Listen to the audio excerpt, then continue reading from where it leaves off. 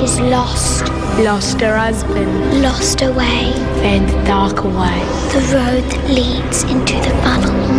Lost her own. Found the whistler from the stars. Eater of dimensions. The blind piper.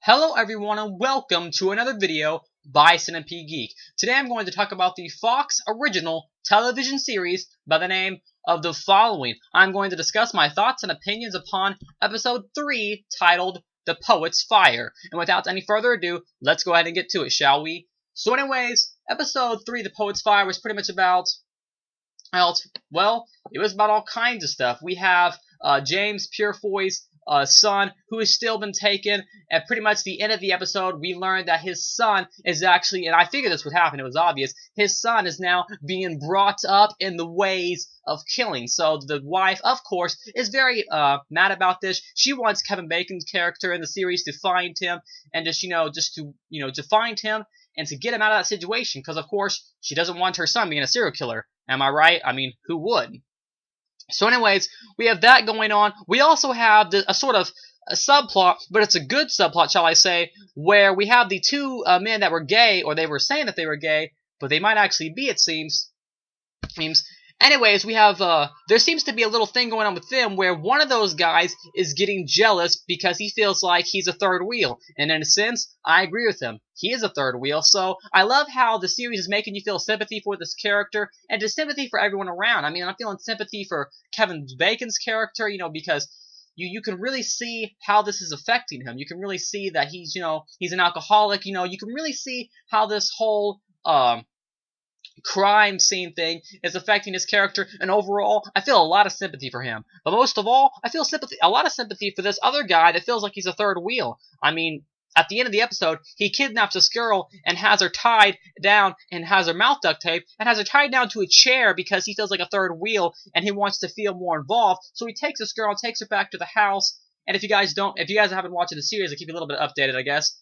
He feels like he's a third wheel because a girl has now come into the picture, and this guy has now started to date this girl. So, I'm not for sure if they really are gay, but it seems like he might be, because it seems like something happened. It seems like they actually were, they were faking being gay because James Purefoy, that playing Joe Carroll, he thought it was a good idea, and then it seems as the show started to progress, as things started to progress, they really are.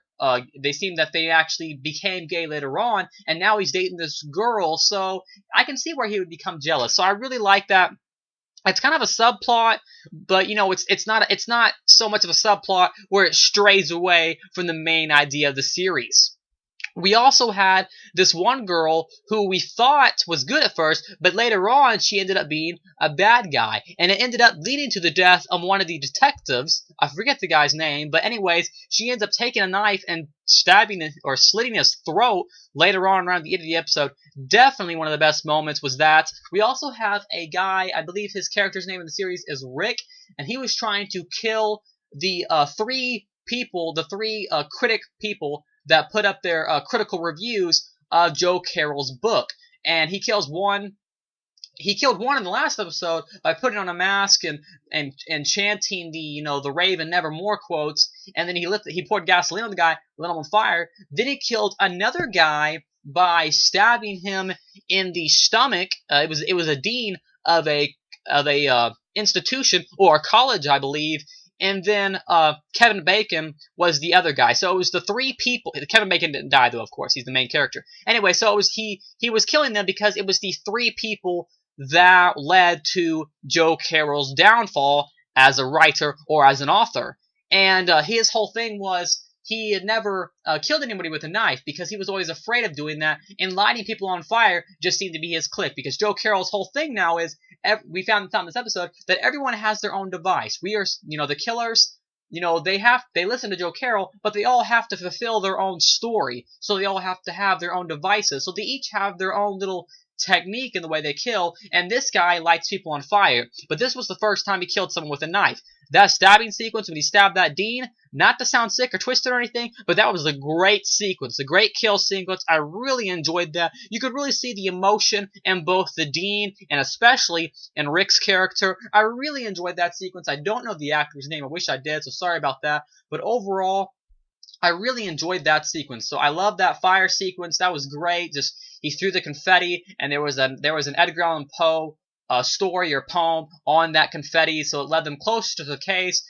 Like I said, the ending with Kevin Bacon, and then the guy who plays Iceman in the X-Men movies. I just realized that was him about a week or two ago. Anyways, those two characters, I really enjoyed them. There's also a scene where one of the detectives tells Kevin Bacon's character to go home and get some rest because she can tell he hasn't slept in days. Of course, Kevin Bacon doesn't do this because he's a very stubborn man. And overall, the following episode, I believe it was episode 3, titled The Poet's Fire, was just a phenomenal episode. I really enjoyed this. The following is proving up to be a solid series. It's thriller. It has horror elements to it. It has drama. And overall, it's just a great series overall, and I'm really enjoying the following. If you haven't checked out the series, it comes on every Monday night at 8 o'clock, and I guess 9 o'clock or 8 o'clock Central, and 9 o'clock for everyone else. I have to remember that people worldwide could be watching this video, so I have to kind of adapt the time. But for me, it comes on at 8, and I guess everyone else 9.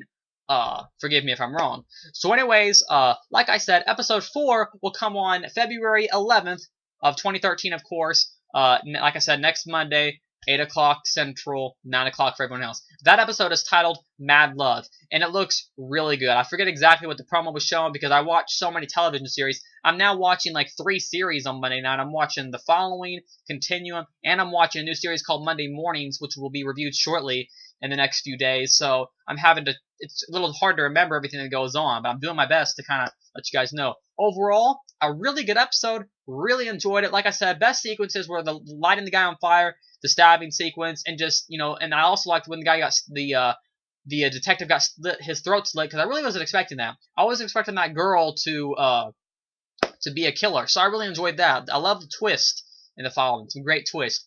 Anyways, once again, make sure to stay tuned next Monday. I'll have another episode review of The Following for Mad Love. And once again, thanks for watching. This is my review of The Following, episode 3, titled The Poet's Fire. Thanks for watching. Make sure to like, comment, subscribe to my page below, and I will see you guys later with more episodic reviews by Centipede Geek.